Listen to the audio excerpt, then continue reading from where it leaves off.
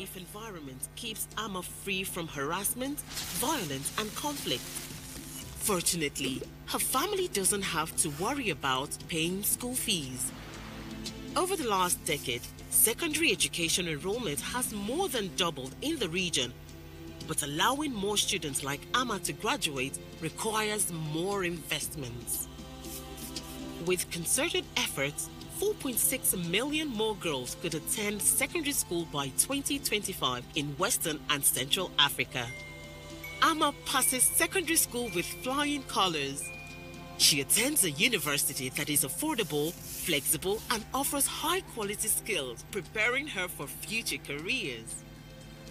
She learns about the impact of climate change and its effect on her community, inspiring a career in the green economy. Entering the workforce, her family is proud of Amma's accomplishments, especially her mother, who decides to continue her education through lifelong learning programs. With smart investments, an additional 3 million people can access tertiary education by 2025. Unfortunately, many children don't have opportunities like Amma's. For this to become a reality for every child, governments need to invest in education reforms, improving lives, and fostering economic growth. We need to act now. Join the World Bank Education Coalition for Western and Central Africa, where all girls and boys arrive at school ready to learn, acquire quality education, and enter the job market with the skills that become productive and fulfilled citizens.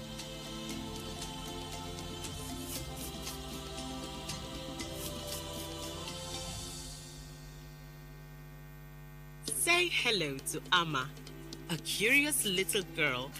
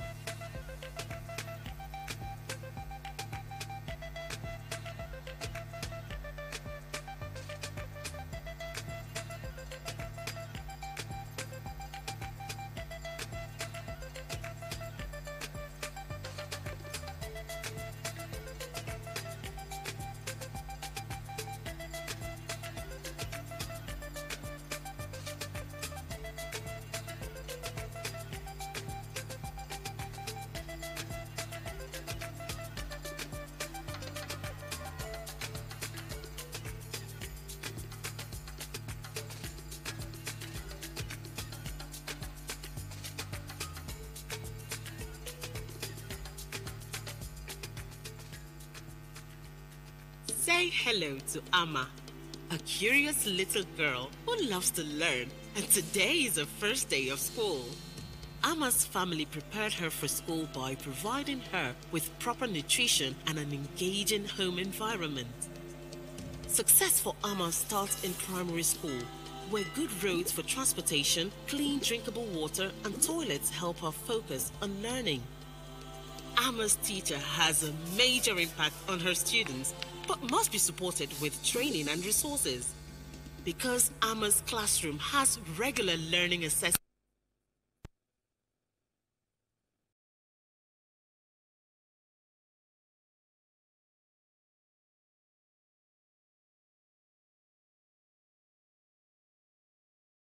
foundation, she's off to a new secondary school nearby, recently built by her community and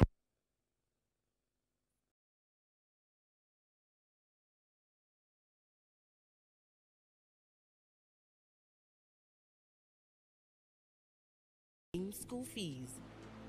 Over the last decade, secondary education enrollment has more than doubled in the region, but allowing more students like Ama to graduate requires more investments.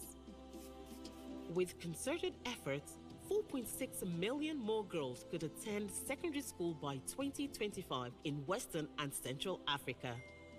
Ama passes secondary school with flying colors. She attends a university that is affordable, flexible, and offers high-quality skills, preparing her for future careers. She learns about the impact of climate change and its effect on her community, inspiring a career in the green economy. Entering the workforce, her family is proud of Ama's accomplishments, especially her mother, who decides to continue her education through lifelong learning programs.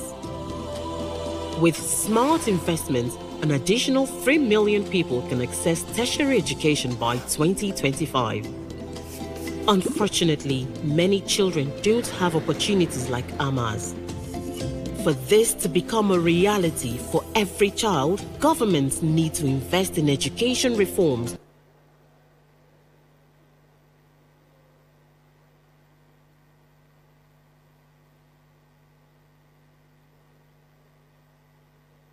Ladies and gentlemen, distinguished guests, good morning or good afternoon. My name is Idris Elba.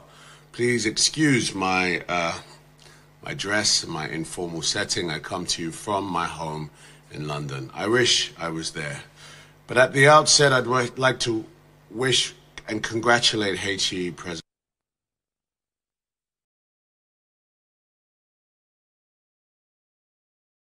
World Bank Group. At the turn of the next century, 1 in every 4 human beings. May I request, please, all of us to stand up as the heads of states are about to get into the venue. Please, may we all stand up.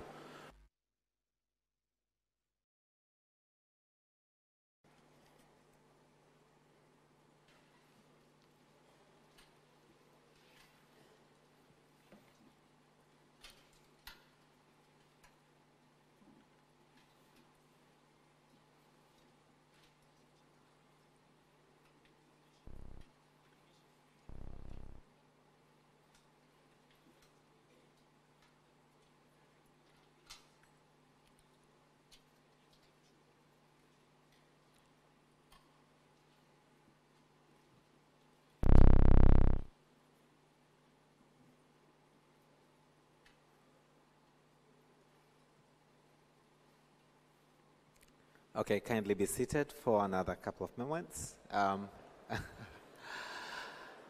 Thank you. They will be here definitely in no time. And thank you for your patience. Thank you very much.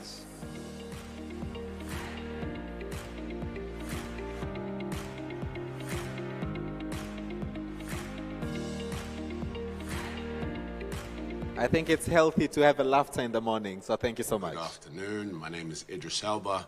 Please excuse my dress, my informal setting. I come to you from my home in London. I wish I was there. But at the outset, I'd like to wish and congratulate HE President Samir Suluhu Hassan for conveying this critical meeting in collaboration with the World Bank Group. At the turn of the next century, 1 in every 4 human beings will be an African. So the importance of investing in our people could not be more urgent. I believe it was Sir Ken Robinson who said, human resources are like natural resources. They're often buried deep. You have to go looking for them. They're not just lying around on the surface. You have to create the circumstances where they show themselves. And it is for this reason that I am very proud to lend my voice and presence to the conversation taking place here and advocate for increased resources towards upskilling African youth. This is a critical mission that will enhance their employability, drive innovation, and contribute to the continent's economic growth. I wish to call upon all of us to aggressively invest in digital literacy, the digital literacy of our youth by ensuring access to computers, to the internet, training in basic computer skills, coding, data analysis. Additionally, our youth need vocational training and apprenticeships to promote practical skills in areas such as carpentry, plumbing, electrical, agriculture, and hospitality. All of these work very well with my industry. All of these offer valuable hands-on experience. We have to cultivate the entrepreneurial mindset of our youth and support them in realizing their potential. Africa's creative cultural industry has the potential to generate $20 billion and create 20 million jobs every year. I think it is high time that we shift gears into action and forward and focus on implementation, which is why I look forward to working with Tanzania on the film studios that we have committed to. We should all be working together to accelerate the goal for a brighter Africa for all. Thank you so much for listening. Please enjoy your time.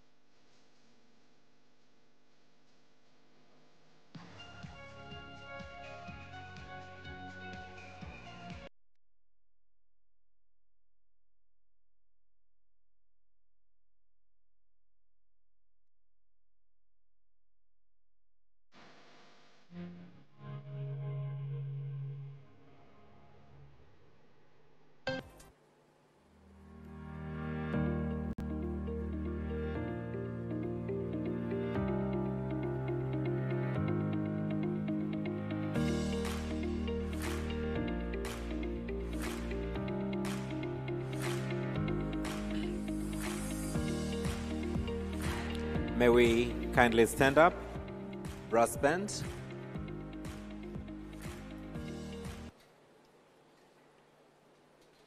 Can we put our hands together as they walk in?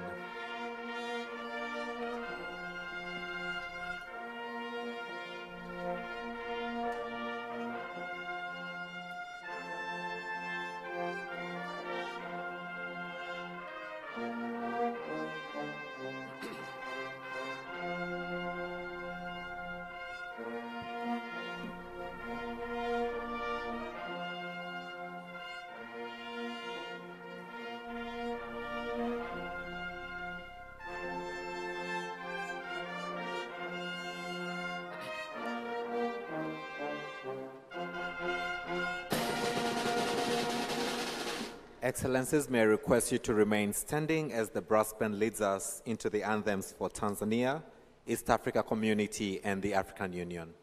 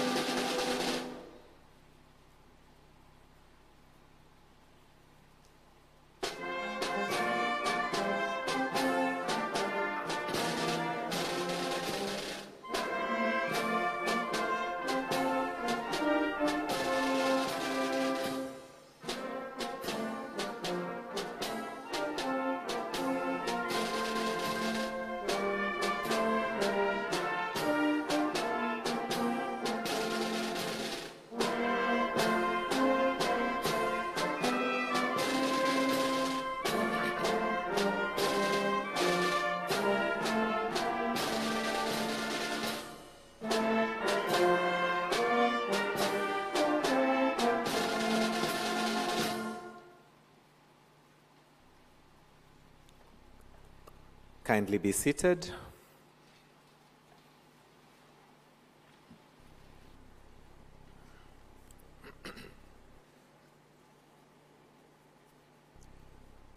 Your Excellency Samia Suluhu Hassan, President, Republic of Tanzania. Your Excellency Filipe Jacinto Nyusi, President, Republic of Mozambique. Your Excellency Andy Rajoelina, President, Republic of Madagascar. Your Excellency Dr. Lazarus Makathi Chakwera, President, Republic of Malawi. Your Excellency Carlos Manuel Villanova, President, Democratic Republic of Sao Tome and Principe. Your Excellency President William Ruto of the Republic of Kenya. Your Excellency Dr. Julius Maada Bio, President, Republic of Sierra Leone. Your Excellency Dr. Hussein Ali Mwinyi, President, Revolutionary Government of Zanzibar. Your Excellency Hussein Abdelgabi Akoy Agani, Vice President, Republic of South Sudan. Your Excellency Mariam Chabi Talata, Vice President, Republic of Benin. Your Excellency Jessica Rose Epel Alupo, Vice President, Republic of Uganda. Your Excellency Molate Nalumango, Vice President, Republic of Zambia. Your Excellency Cleopas Dlamini, Prime Minister, Kingdom of Eswatini. Your Excellency Amza Abdi Bare, Prime Minister, Federal Republic of Somalia. Your Excellency Gervais Ndirakobuka, Prime Minister, Republic of Burundi. Your Excellency Dimeke Mekonnen, Deputy Prime Minister, the Federal Republic of the Democratic Republic of Ethiopia. Your Excellency Olavo Evolino Garcia Correira, Deputy Prime Minister, Republic of Cabo Verde. Your Excellency Abdurrahman Abdulrazak, Chair, Nigeria Governors Forum. Honorable Mohamed Chamfik, Minister of Finance, representing the President of the Union of Comoros, who is also the Chair of the African Union. I would also like to recognize the presence of Madam Victoria Kwakwa, Vice President for East and Southern Africa of the World Bank.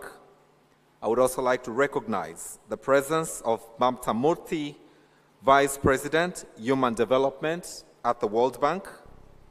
I would also like to recognize the presence of Mama Grasa Machel, Deputy Chair of the Elders, heads of delegations from Algeria, Angola, Botswana, Comoros, Djibouti, Democratic Republic of Congo, Egypt, Gabon, Ghana, Ivory Coast, Libya, Namibia, Nigeria, Rwanda, Seychelles, South Africa, Togo, Tunisia, and Zimbabwe. Honorable Ministers present here, Permanent Secretaries, Excellencies, Ambassadors, High Commissioners, heads of international organizations accredited to Tanzania, distinguished delegates, members of the press, ladies and gentlemen, a very warm good morning to you all. I'm honored to welcome you all to the Africa Human Capital Heads of State Summit, which aims at celebrating our country's achievement in improving human capital, to exchange effective approaches, and to commit to accelerate progress to equip young people to perform to their full potential to contribute to the economic prosperity of our beautiful continent. Your Excellency, it is now my pleasure to invite and pass the floor to the World Bank's Vice President for Eastern and Southern Africa, Dr. Victoria Kwakwa, for a welcoming address. Can we put our hands together for Dr. Victoria Kwaka as she comes for a welcoming address?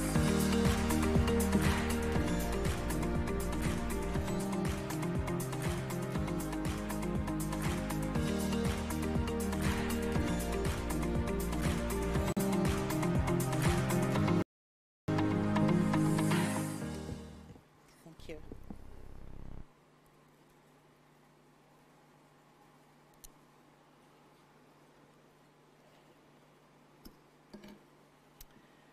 Thank you. Your Excellency, Dr. Samia Suluhu Hassan, President of the United Republic of Tanzania, Your Excellencies, Heads of State and Government represented here today, Your Excellencies, Vice Presidents, Deputy Prime Ministers, Excellencies, Heads of Delegations, Honorable Ministers, ladies and gentlemen, good morning. And warm greetings to all of you. It's a great pleasure and honor to be here together at the inaugural Africa Human Capital Heads of State Summit. I want to thank you, President Samia, and your government for your gracious hospitality in hosting the summit in partnership with the World Bank.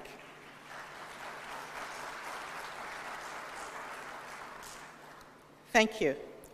I'd also like to recognize the kind, technical, and financial support of our partners, the Bill and Melinda Gates Foundation, the Global Finance Facility, the Government of Korea, and the MasterCard Foundation.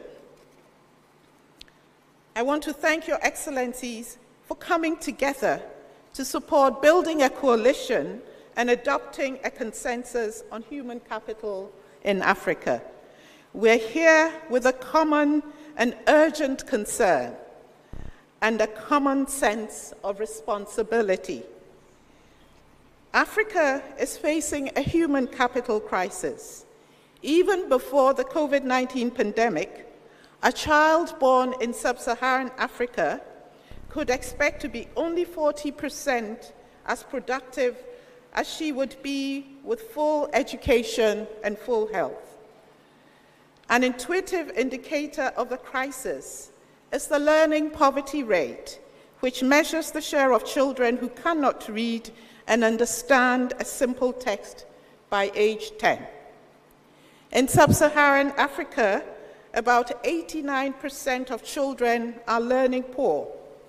This means that almost 9 out of 10 children are not acquiring the foundational literacy required for further learning. It is no surprise then that for education alone, at the midpoint of the implementation of the Sustainable Development Goals, we're seriously off track in Africa. Some indicators, such as primary school completion, which has increased from 46% in 2000 to nearly 64% in 2021, and youth literacy, which stands at nearly 78% as of 2021, have the potential for recovery. However, others such as access to quality early childhood development and preschool for all, which stands at about 50%, will need a significant and concerted effort to be achieved. This summit is an important opportunity to come together to discuss what we can do to improve human capital outcomes and achieve results at scale. For African nations, the cost of inaction will be extremely high and potentially destabilizing. Without navigating this human capital crisis successfully, African societies and economies risk being trapped in a detrimental cycle of stagnant growth, soaring poverty rates, and increasing inequality. This situation could potentially escalate the drivers of fragility and conflict, as uneducated and low-skilled youth grow increasingly disillusioned. There is also a lot at stake for the global community. By 2050, Africa will represent almost 40% of the children 0 to 14 years and a quarter of the working age population in the world.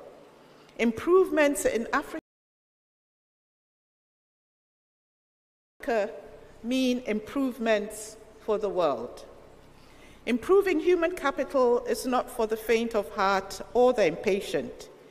If you allow me to be blunt, human capital is less visible than building a road and requires a longer-term commitment and investments. Yet when we are successful, we transform the lives of generations of children and youth, and the economic return is even higher. And change is possible. During this crisis, we have already experienced success and huge potential. The following examples that I will give are not exhaustive, but illustrate that progress is happening and continues to be possible. On the early years, countries like Rwanda are among the few to meet the Sustainable Development Goal target on malnutrition. It was done through efforts that included an innovative early childhood development intervention, a combination of home-based and community-based modalities. Rwanda dramatically increased its access to early childhood services in only 2 years, from 17% in 2020 to 62% in 2022. The stunting rate is also coming down. When it comes to learning outcomes, Kenya stands as a testament to the power of steadfast commitment to challenging reforms, ranging from curriculum development, provision of textbooks, and effective teacher management. Over the course of many years, through consistency and focus, the country has experienced a decade of substantial progress in learning, including a 50% improvement in reading. In Africa, teacher salaries account for more than 2/3 of government spending in education. Edo State in Nigeria sets a good example of how to increase efficiency of spending, leveraging technology and private sector partnerships. An innovative program equips teachers with tablets and scripted lessons for real-time progress tracking and continuous improvement. An extensive monitoring system fine-tunes resource allocation and has boosted teachers' attendance rates dramatically to 83%. Edo State demonstrates that even on limited budgets, education can deliver maximum value by efficiently harnessing teachers' potential. Innovations through partnerships across sectors have also enabled and accelerated the pace of change. In the Democratic Republic of Congo, increased financing for education and partnerships with non-state providers reduced the cost of education and resulted in 3.7 million additional students enrolled in public primary schools in a short period of time. Empowerment of women and girls is critical for human capital. Zambia shows us how to use social protection programs to protect the human capital of girls.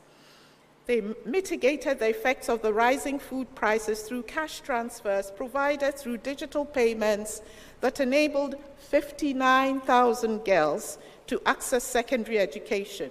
And we know that representation matters. The 20 member countries participating in the Africa Centers of Excellence initiative across sub-Saharan Africa share our commitment to creating a network of women leaders and innovators in STEM and education fields. Under the leadership of our host, Her Excellency President Samia, Tanzania has also made enormous strides in ensuring that every child, and particularly adolescent mothers, can complete secondary schooling. The country is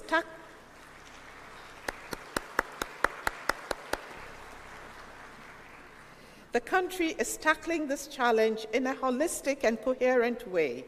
They are preventing dropout by expanding the school network and implementing an innovative Safe Schools program. At the same time, their new continuation policy is opening the doors of the formal education system to students who have already dropped out and young mothers. As a result, between 2018 and 2022, the number of girls enrolled in lower secondary school increased by 400,000 students, equivalent to a 35% increase in enrollment. We celebrate all these successes. Achieving the transformational changes urgently needed in our education system will require far greater funding. Sub-Saharan African countries currently spend about $280 purchasing power parity for every primary school student, compared to $1,500 in purchasing power parity terms in middle-income countries and about $8,400 in high-income countries. These large differences show that no country in sub-Saharan Africa is likely to effectively address the growing demand for education without significantly increasing their investments in human capital. However, more financing will not solve the problem at hand unless enhanced with a much more effectively, given that teacher salaries are normally the biggest component of education spending. Reforms that make teachers more effective are key to improving the overall efficiency of the sector. Systems need to reward teachers that improve and sustain better teaching practices. The education sector also needs to tackle low teacher motivation and high rates of absenteeism. Having more than 15% of teachers absent from school or not teaching is unacceptable. Beyond this, Ministry of Education need to build their capacity to deploy teachers equitably, ensure they have the teaching and learning material they need to do their jobs effectively, and provide the support they need to improve their teaching skills. Tackling these challenges successfully will improve sector efficiency and are just as critical as mobilizing more funding if national and continental goals for education are to be met. As a development partner, we at the World Bank stand with you at this time of human capital crisis. In addition to the Africa Human Capital Plan that we launched in 2019, we have prepared a new strategy for education in Western and Central Africa and an operational business plan for the Eastern and Southern African countries. We have also increased our financing for human capital. And our commitment to education spans several sectors, including interventions in health, social protection, water and sanitation, transportation, and other sectors that contribute to improving access and quality of schooling for all. Nevertheless, it is your national strategies, your ideas and financing that are the foundation of future progress. It is essential that we formulate a clear and actionable plan that explicitly outlines what it will take to achieve the goals. To make progress, we must break the silos and foster collaboration amongst all stakeholders. We need to develop a platform for action that transcends sectoral boundaries and unites government agencies, domestic partners, and external allies, including the pivotal private sector. That is why events like this one provide a critical opportunity for cooperation and collaboration. Over the last 2 days, we had so many creative ideas and inspirational examples of what can be done to accelerate progress on building human capital. We need to capitalize on the wealth of local ideas and solutions to address the challenges in Africa. We at the World Bank would like to convene a team of education experts from the continent and policymakers to find how to build on the successes that I've mentioned, to take them to scale, and to propose new ideas and solutions. We would work with regional bodies, individual governments, and our development partners to strengthen and sustain this team and provide global knowledge from other regions to plan and deliver tangible solutions at scale, accelerating progress in human capital development. We will also review our human capital plan to reflect the Dar es Salaam Declaration. With political will and leadership and commitment from all of you, the highest level, we can together achieve our vision with our collective leadership to make human capital the cornerstone of our country's development strategies. I'm confident that we will build strong coalitions and allocate the needed resources to ensure a bright future for Africa, a future where all girls and boys reach their full potential, grow up well-nourished and ready to learn, attain real learning in the classroom, and enter the job market as healthy, skilled, and productive adults. I want to close with a phrase that one of the panelists just said yesterday. Yes, Africa can. There's no more time to waste. Thank you so much.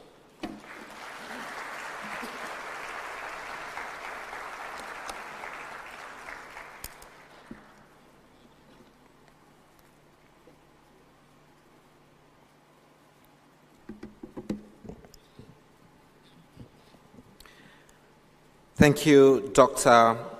Kwakwa, for your inspirational words and for the work that you and your team, together with the government of Tanzania, have put to make this summit a great success. Your Excellency, I would now like to invite to the podium Honorable Dr.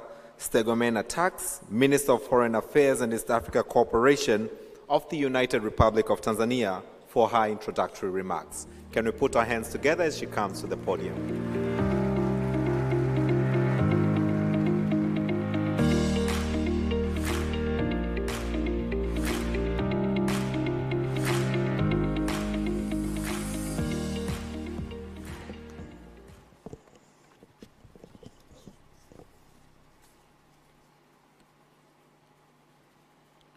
Your Excellency Dr. Samia Suluhu Hassan, President of the United Republic of Tanzania, Your Excellencies, Heads of State and Government and representatives, Dr. Victoria Kwaka, World Bank Regional Vice President for the Eastern and Southern Africa, Honorable Ministers, Excellencies, Heads of international organizations and representatives, Excellencies, Heads of diplomatic missions, partners from the private sector, distinguished delegates, media representatives, ladies and gentlemen.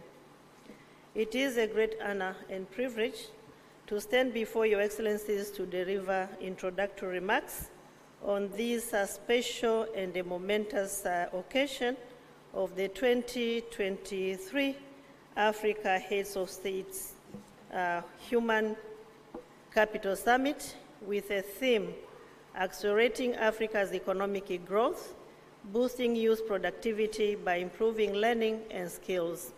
That is taking place here in Dar es Salaam, the hub of peace.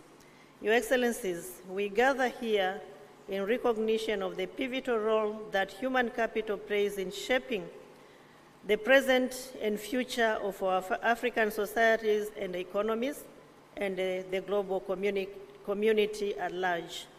Human capital is defined as the knowledge, skills, abilities, and the health of individuals, and is the wealth of any nation. It is the driving force behind innovation, productivity, and the sustainable development. Investing in people is not only a moral imperative, but also an economic necessity. May I therefore take this opportunity to thank Her Excellency, Dr. Samia Suluhu Hassan, President of the United Republic of Tanzania, for her visionary decision to host this summit, and the World Bank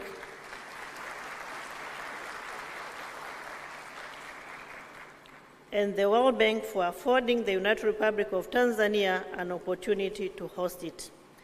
On this note, may I, on behalf of the President of the United Republic of Tanzania, welcome Your Excellencies, and all distinguished delegates to Tanzania, and in particular to this very important summit. Your Excellencies, the journey to the African Human Capital Summit started in April 2023, when the United Republic of Tanzania accepted to host the summit. Preparations were then launched by Her Excellency Dr. Samia Suluhu Hassan, the President of the United Republic of Tanzania, on the 19th of May 2023 in this same venue, during which stakeholders were invited to join the government of Tanzania in preparing for the summit. We are grateful that the invitation sent by Her Excellency the President of the United Republic of Tanzania to African heads of state and the government, international partners, and other stakeholders have been honored graciously. The summit is being attended physically by more than 1,000 participants, representing 44 governments and other partners, and the virtual attendance through various platforms has also enabled extended participation of about 1,300 participants, making a total of 2,300 participants attending this summit. The United Republic of Tanzania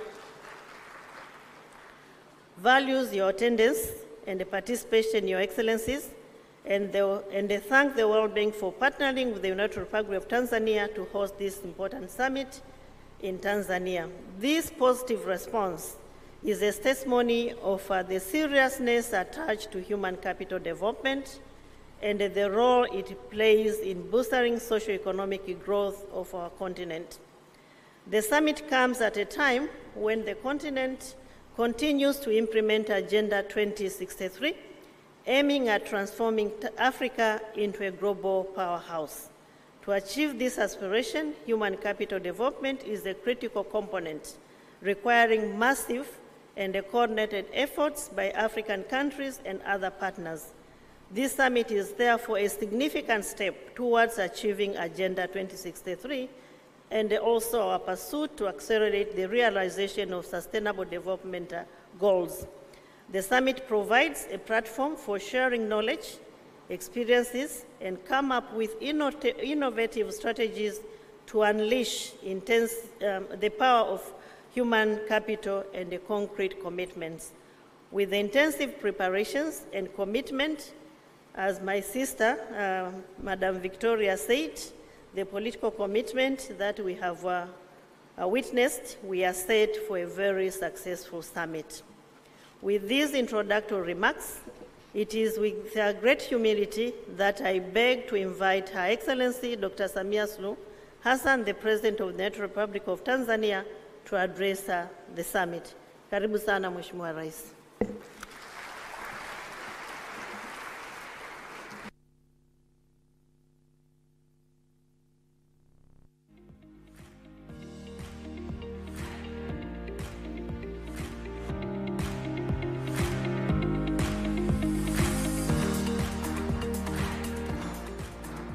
Asante, naomba tukae.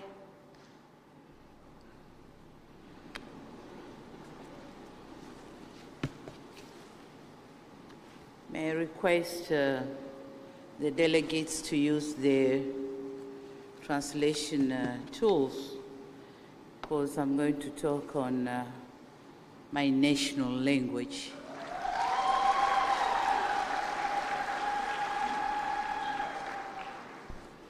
Waheshimiwa wakuu wa nchi na wawakilishi wa wakuu wa nchi, Waheshimiwa makamu wa rais mliopo, Mheshimiwa Dr. Hussein Ali Mwinyi, Rais wa Zanzibar na mwenyekiti wa Baraza la Mapinduzi, Waheshimiwa mawaziri wakuu mliopo, wakuu wa misafara, Waheshimiwa mawaziri, makamu wa rais wa Benki ya Dunia Dr. Victoria Kwakwa, ambaye ni makamu wa rais wa Eastern and Southern Africa. Pia natambua uwepo wa Dr. Mamta Murthy, Vice President for Human Capital Development in the World Bank, na ujumbe wote wa Benki ya Dunia mlioko hapa. waheshimiwa mabalozi na wawakilishi wa mashirika ya kimataifa, wawakilishi wa sekta binafsi pamoja na wataalamu mliopo, wageni waalikwa, mabibi na mabwana, habari za asubuhi. Ni furaha kubwa kuwakaribisha nyote nchini Tanzania, lakini kuwakaribisha katika ukumbi huu wa mkutano. Ninamshukuru sana Mwenyezi Mungu kwa kutujalia fursa hii adhimu ya kukutana hapa ili tuweze kujadiliana na kufikia maazimio kuhusu mada hii muhimu na nyeti kwa maendeleo na mustakabali wa bara letu la Afrika, maendeleo ya rasilimali watu. Tulipokea kwa heshima na fahari kubwa fursa ya kuwa mwenyeji wa mkutano huu muhimu na adhimu, na kwa kipekee kabisa nitambue na kupongeza kazi kubwa iliyofanywa na serikali kupitia wizara zetu za fedha na wizara ya mambo ya nje pamoja na Benki ya Dunia, na vile vile nitambue mchango mkubwa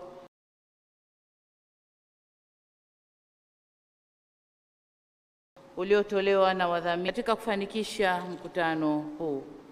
Hakika mmeutendea haki mkutano huu kwa maandalizi mazuri sana.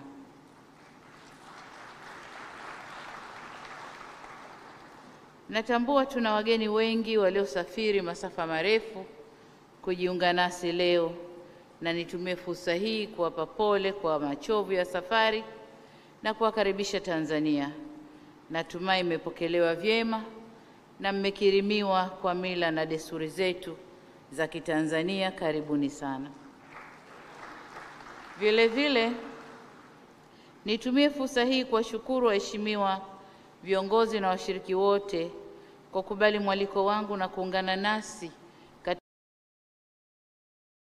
mkutano huu muhimu unaobeba kauli mbiu inayosema kuchochea ukuaji wa uchumi Afrika, kuongeza uzalishaji wa vijana kupitia mafunzo na ujuzi, yani accelerating Africa's economic growth, boosting youth productivity by improving learning and skills.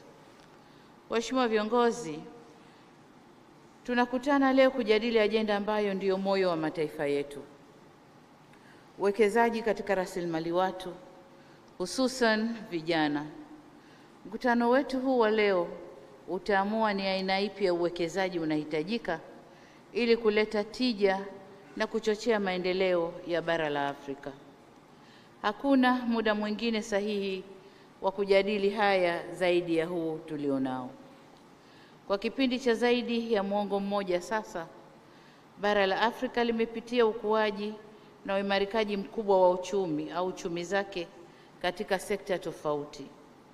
Hali hii ya ukuaji wa uchumi ilifanya bara kuja na misamiati kadhaa ikiwemo Africa is rising, lakini pia it's African century. Misamiati hii ilitokana na vuguvugu la harakati mbalimbali zilizokuwa zikifanyika ili kulikwamua bara letu la Afrika kutoka kwenye utegemezi wa kiuchumi. Kulifanyika jitihada za maksudi kuhakikisha bara hili linajenga uchumi zake kwa kutumia rasilimali zake ili kuweza kujiletea maendeleo. Kwa baadhi ya nchi na kanda, maendeleo haya, ila kwa baadhi ya nchi maendeleo hayakuonekana au yalionekana kwa kiasi kidogo.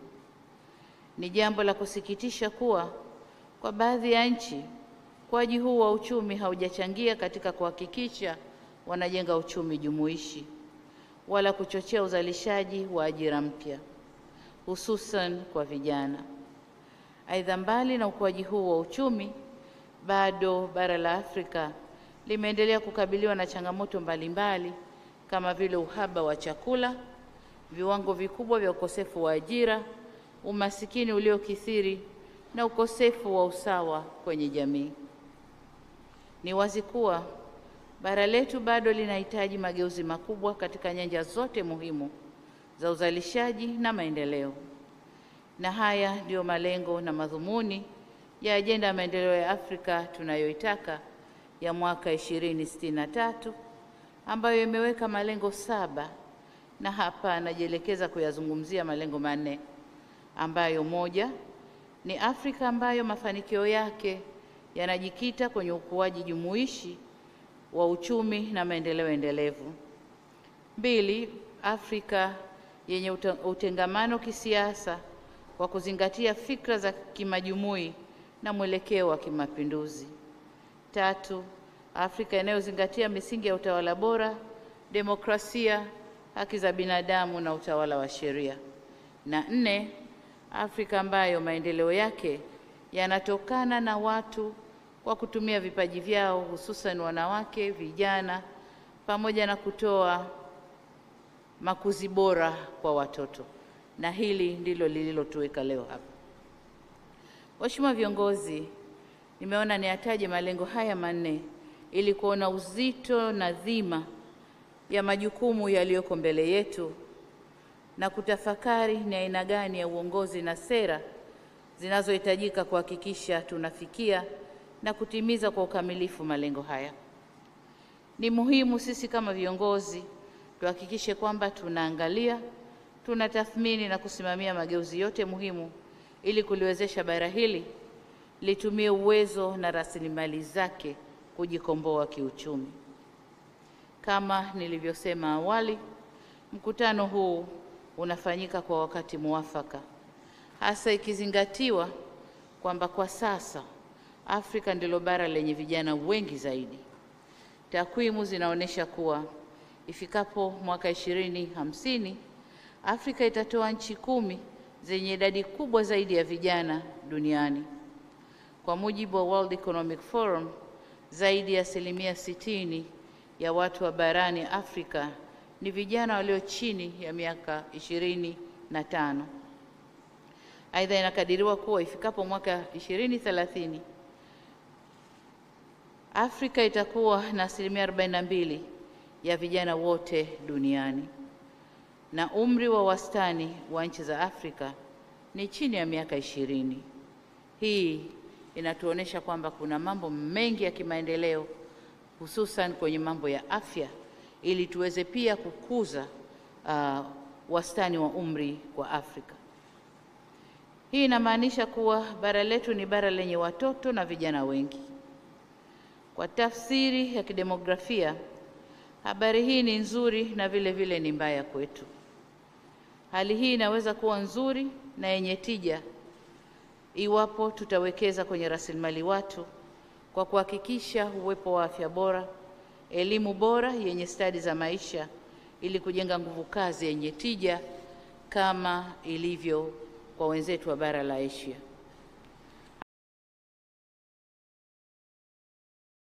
Hatima yetu inaweza kuwa mbaya. Fanya hivyo, tutaongeza idadi ya vijana wasio na ujuzi, wasioajirika na vijana wa kujiingiza kwenye vitendo viovu vya kihalifu na uvunjifu wa amani.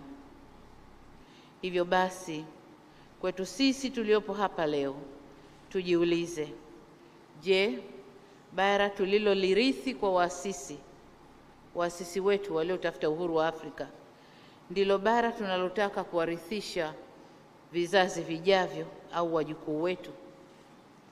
Je, Afrika tunayoijenga leo ni yenye uchumi endelevu au uchumi unaodumaa? Tukipata majibu hayo, tutalijenga bara letu vyema zaidi. Vile vile majibu ya masuala haya yatatupa mwelekeo wa sera zetu. Ni wazi kwa viongozi wenye maono hujenga sera zao kwenye maendeleo ya watu na kufuatiwa na maendeleo ya vitu. Na hapa mniruhusu ninukuu maneno ya baba wa taifa hili la Tanzania miaka michache kabla kufariki kwake, Mwalimu Julius Kambarage Nyerere, wakati akihutubia mkutano wa Umoja wa Mataifa jijini New York. Alisema, na hapa namnukuu, kwamba development is people. People are the target, creators and beneficiaries of anything known as development. Mwisho wa kunukuu. Kwa tafsiri rahisi, alisema maendeleo ni watu, watu ndio walengwa, ndio waanzilishi na wanufaika wa chochote kinachoitwa maendeleo.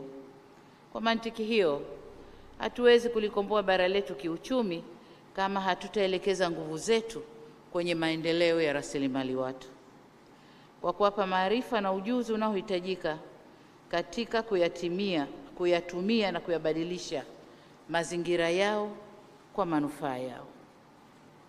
Waheshimiwa viongozi, tunapozungumzia uwekezaji katika rasilimali watu, ni kuhakikisha kwamba uwekezaji unaanza tangu mtoto anapozaliwa, kwa maana ya upatikanaji wa lishe bora na chanjo stahiki, ili kuondoa udumavu ambao mara nyingi hupunguza kiwango cha uelewa na uwezo wa kusoma vizuri kwa watoto hao.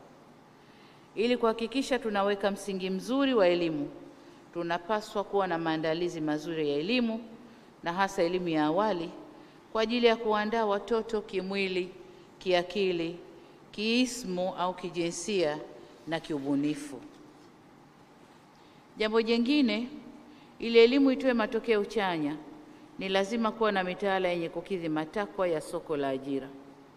Kwa mfano, uwepo wa mapinduzi ya 4 ya viwanda yameleta mabadiliko makubwa katika sekta zetu za afya, elimu, biashara, teknolojia pamoja na mahusiano na mwingiliano wa kijamii, pamoja na usafiri na usafirishaji. Hivyo basi, ni wajibu wetu kuhakikisha Afrika hatuachwi nyuma, tunazitumia fursa hivi vizuri. Hatuachwi nyuma kama ilivyokuwa kwenye mapinduzi haya ya matatu yaliyopita, mapinduzi ya kwanza, ya pili na ya tatu. Haya ya 4, Afrika ni wakati wetu kuyatumia vizuri. Muasisi wa taifa huru la Afrika Kusini, hayati Mzee Nelson Mandela, alisema, na mimi namnukuu, "Education is the most powerful weapon you can use to change the world." Akimaanisha kuwa elimu ndio silaha yenye nguvu zaidi inayoweza kutumika kubadilisha ulimwengu. Na hapa nichukue fursa hii kueleza umma huu baadhi ya hatua ambazo nchi yetu Tanzania imechukua ili kukuza na kuendeleza rasilimali watu. Moja, tumeamua kutenga fedha nyingi kwa ajili ya afua mbalimbali za lishe na huduma za afya ya uzazi wa mama na mtoto. Na katika hili, mimi kama rais wa nchi nimeingia mikataba na wakuu wa mikoa, kila mkuu wa mkoa kuhakikisha anawajibika ipasavyo katika eneo hili.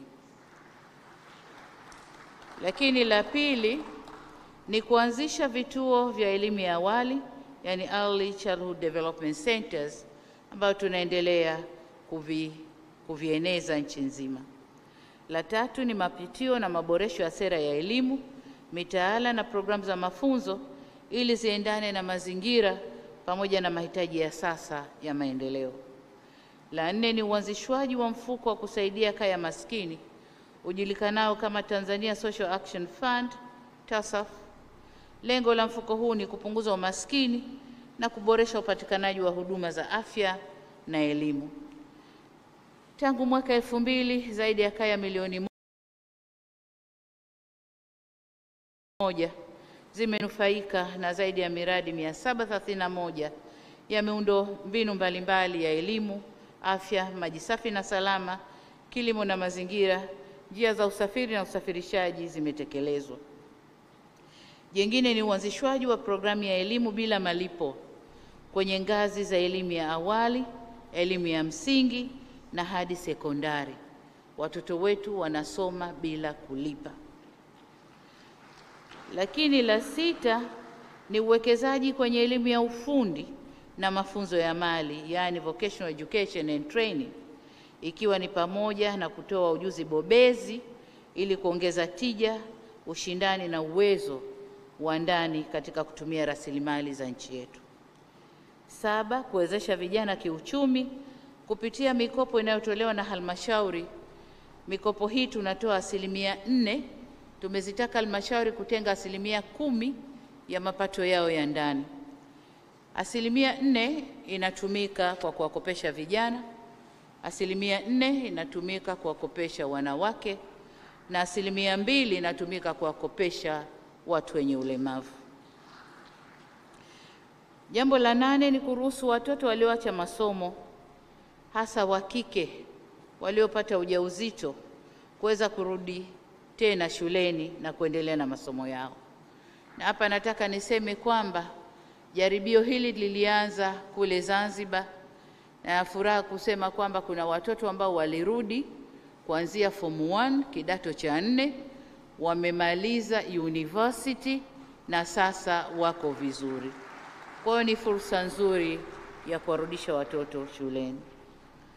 Lakini pia kupitia wizara yetu ya kilimo tuna programu maalum inayoitwa Building a Better Tomorrow kwa ajili ya vijana kujishughulisha na shughuli za kilimo, ufugaji na uvuvi, ili kujenga vyema sekta ya kilimo na kufanya sekta hii iweze kuchangia kwa 10% kutoka 4% inayochangia sasa hivi katika uchumi wetu wa taifa. Waheshimiwa viongozi, nimezungumza masuala mengi na kwa kirefu.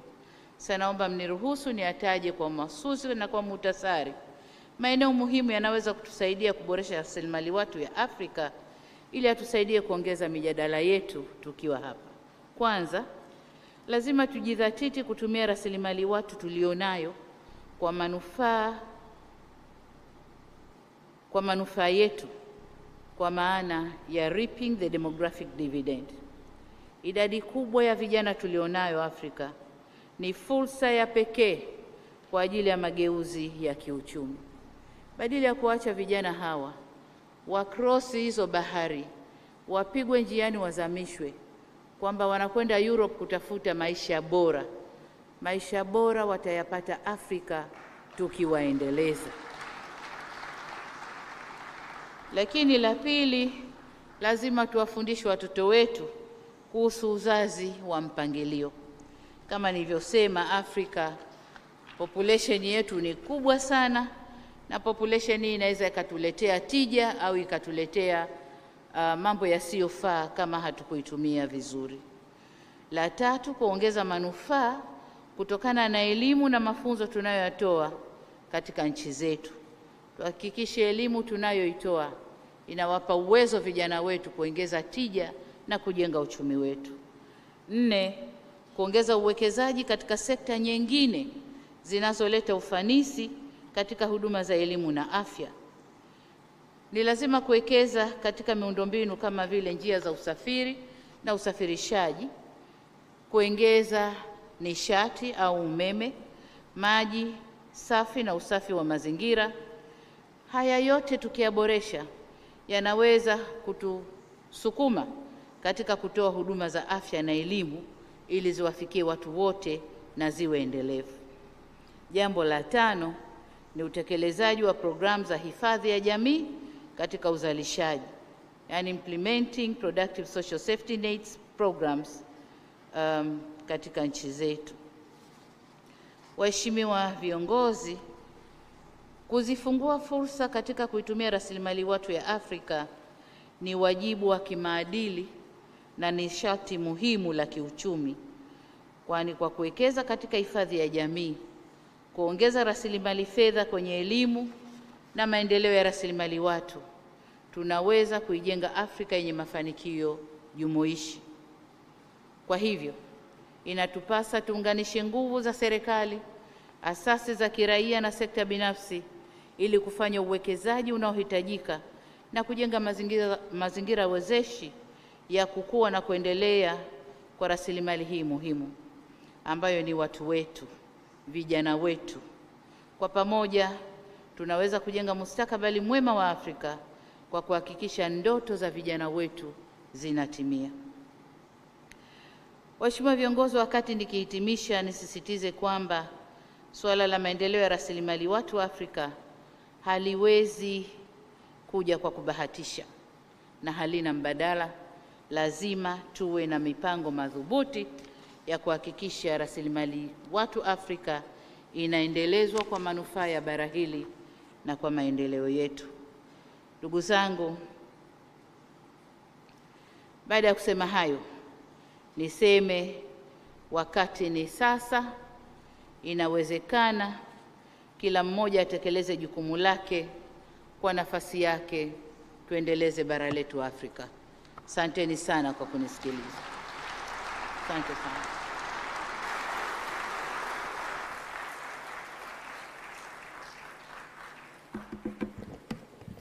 May I request you to stand up and we clap our hands.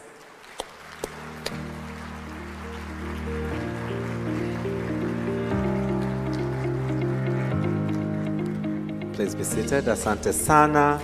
Wakati ni sasa, inawezekana. Can we all say that? The time is now, it is possible. The time is now.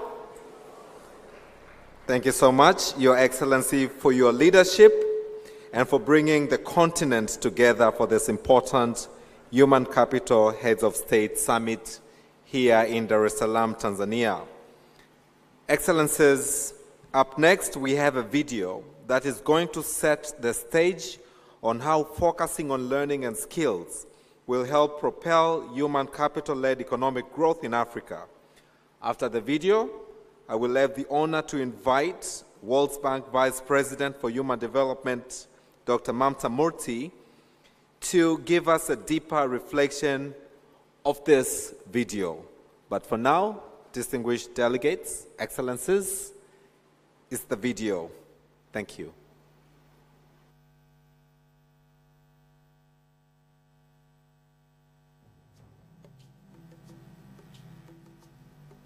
The last 30 years saw a largely positive economic story for sub-Saharan Africa. Economies grew, and the proportion of the population living below the poverty line declined. Africa made great progress in health outcomes, and life expectancy has grown over the last 50 years. Child mortality declined, and the chances of a 15-year-old surviving to age 60 improved.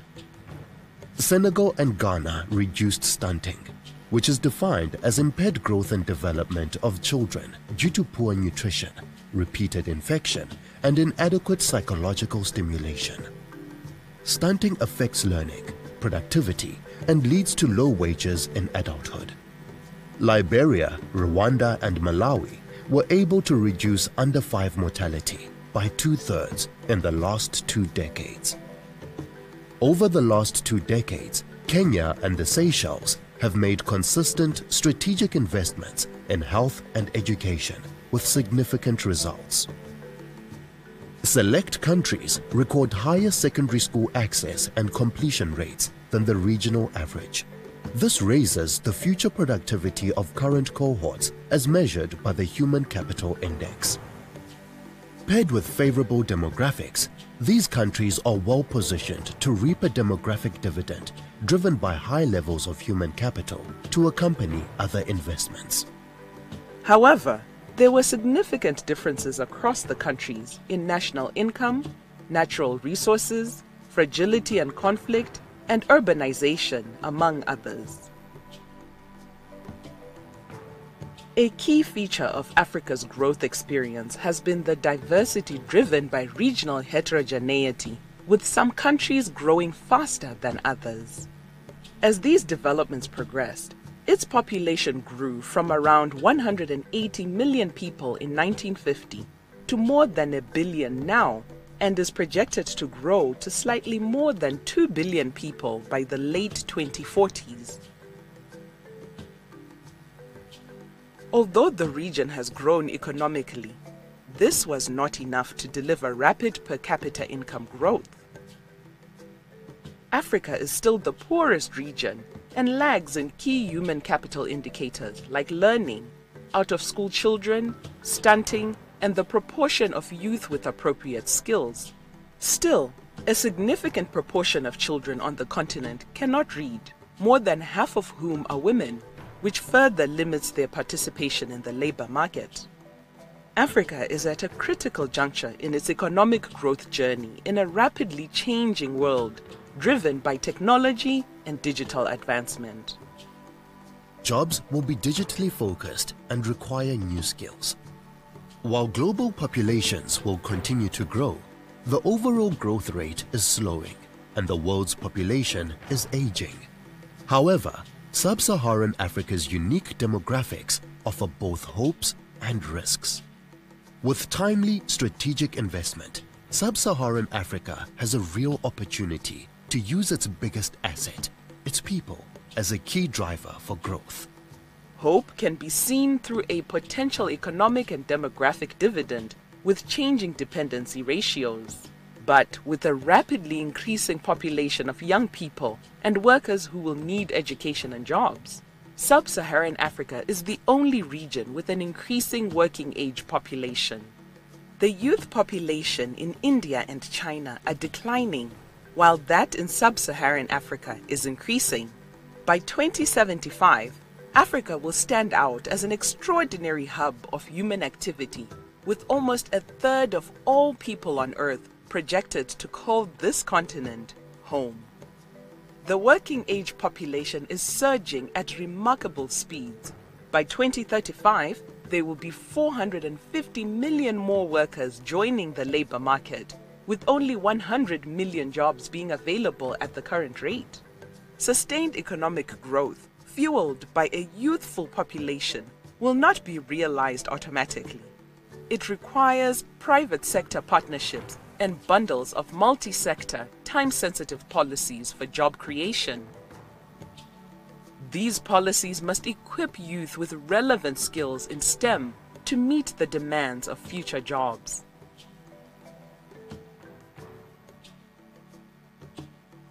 These will be policies that keep people at the center. Strategic and sustained human capital investments can accelerate economic growth, build resilient systems, and strengthen social cohesion. The East Asian tiger countries, like South Korea, Malaysia, and Singapore, demonstrate that sustained strategic investment in human capital contributed to between 1/3 and half of all economic growth. The miracle of the East Asian growth story highlights the importance of investing in people. There was an assumption that these economies grew before the governments had enough resources to invest in people. But there is clear evidence that investments in public health and education predated faster economic growth. A healthier, better educated population will contribute to faster economic growth. As families become more assured that their children were likely to survive and thrive, they chose to have smaller families, ensuring that households and governments could increase investment. More educated parents were better skilled and could contribute more to the labor market. The experience of East Asian tigers makes our understanding of what drives development more complete. The old consensus was that investments in physical capital, such as dams, roads, and irrigation systems, were the main drivers of economic growth. But the rates of return varied from country to country. This variability was attributed to supporting economic policies, including trade, regional integration, and enterprise ownership. We have learned that robust economic growth and development are a combination of smart physical infrastructure investments, appropriate economic policies, and timely and sustained human capital investments. We've covered how investment in human capital accelerates economic growth. So let's take a closer look at the next important accelerator in human capital: resilient systems. Robust development means countries are building national systems that can withstand shocks like economic downturns, debt crisis, conflict, learning losses, epidemics, droughts, and floods. Despite Sub-Saharan Africa's last 20 years of variable economic growth, the region has seen frequent shocks and setbacks.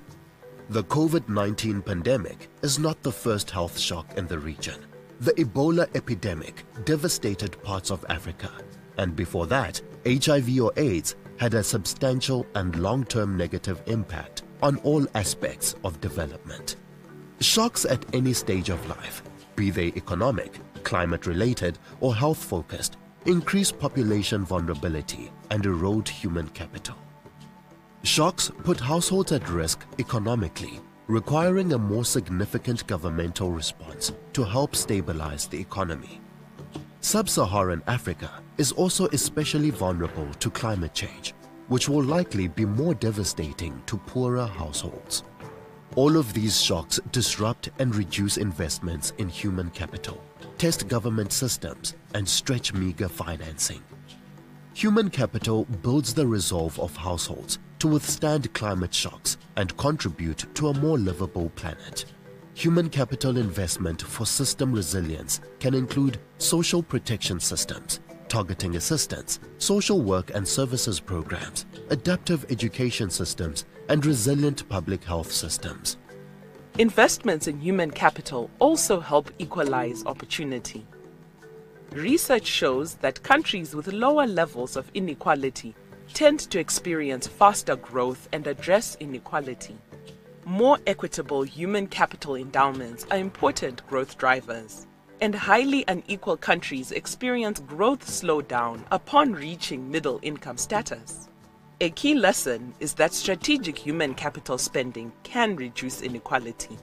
A misdirected spending on human capital, on the other hand, can increase inequality, hence affecting growth. The evidence is clear.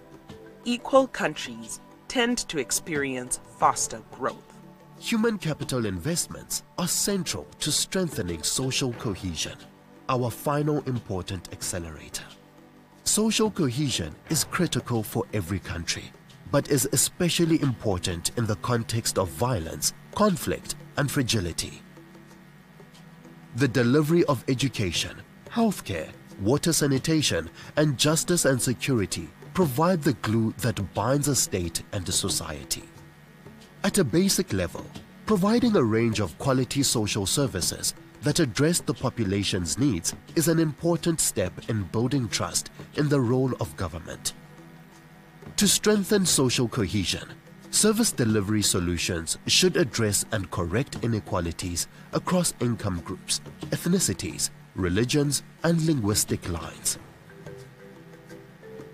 Nations that make smart and equitable investments in human capital through robust education, health and social programs accelerate growth and ensure that women are fully empowered to contribute to economic growth.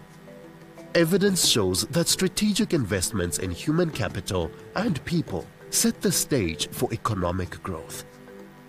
Africa's future depends on the choices made at this juncture in its history.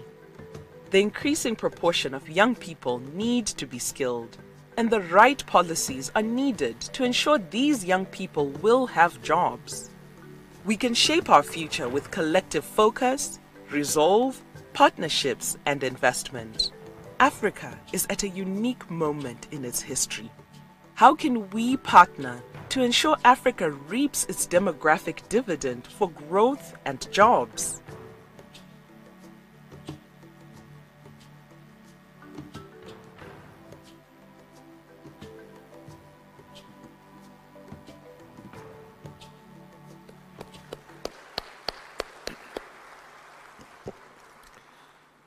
Thank you very much. And from the video, and as we gather to celebrate these achievements and successes that our nations have made so far, I would now like to invite to the podium Dr. Mamta Murthy to give more context. Murthy.